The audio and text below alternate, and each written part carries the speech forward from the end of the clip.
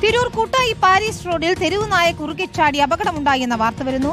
Bike യാത്രക്കാരായ 4 പേർക്കാണ് പരിക്കേറ്റത്. പ്രദേശത്ത് തെരുവ് നായ ശല്യം രൂക്ഷമാണെന്ന് പ്രദേശവാസികൾ പറഞ്ഞു. ഇതാ CCTV ദൃശ്യങ്ങൾ കാണാം.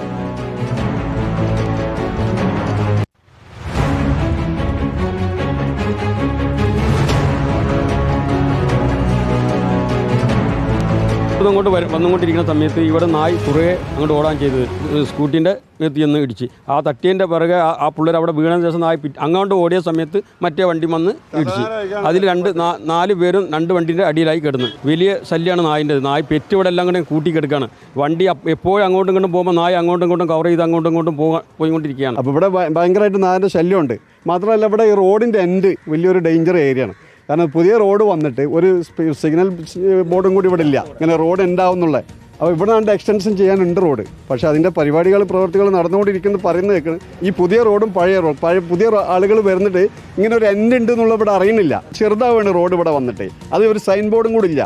അതെങ്കിലും ഒരു അധികൃതർ ഇവിടെ വന്ന് വെച്ച് തന്നിട്ട് കുഴപ്പമില്ല.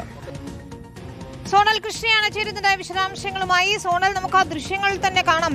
ഈ നായ കുറുകെ ചാടിയത് മൂലം 2 വാഹനങ്ങളാണ് ഒരേ സമയം അപകടത്തിൽപ്പെട്ടത്. തീർച്ചയായും വിനിത, ഇന്നലെ ഏകദേശം ഉച്ചയ്ക്ക് 1 മണിയോട് കൂടിയിട്ടാണ് ഈ സംഭവം നടക്കുന്നത്.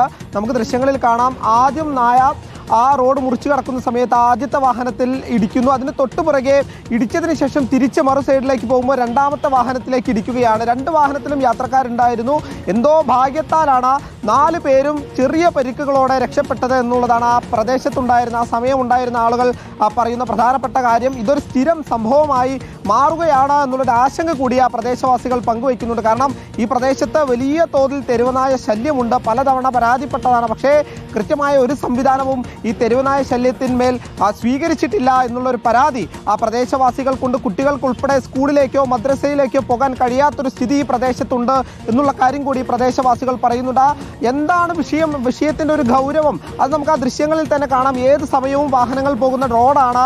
ഇത്തരം നായകൾ കുറുക്കെ പായുന്നത് ഈ സ്ഥിരം സംഭവമായി മാറുന്ന സാഹചര്യം കൂടിയുണ്ട്. ഇനിയൊരു അപകടം, ആ അപകടത്തിലേക്ക് എത്താൻ സാധ്യത അല്ലെങ്കിൽ സാഹചര്യം ഉണ്ടാക്കരുത്. എത്രയും പെട്ടെന്ന് വിഷയത്തിൽ ശാശ്വതമായ നടപടി സ്വീകരിക്കണം എന്ന് തന്നെയാണ് പ്രദേശവാസികളുടെ ഒരു പ്രധാനപ്പെട്ട ആവശ്യം. വിനീത, ശരി. സോണൽ കൃഷിയാണ് വിശദാംശങ്ങൾ നൽകിയത്. ഏതായാലും ആ ദൃശ്യങ്ങൾ ഞെട്ടിക്കുന്നത് തന്നെയാണ്. നായ കുറുകിച്ചാടി 2 വാഹനങ്ങളാണ് ഒരേ സമയം അപകടത്തിൽപ്പെട്ടത്.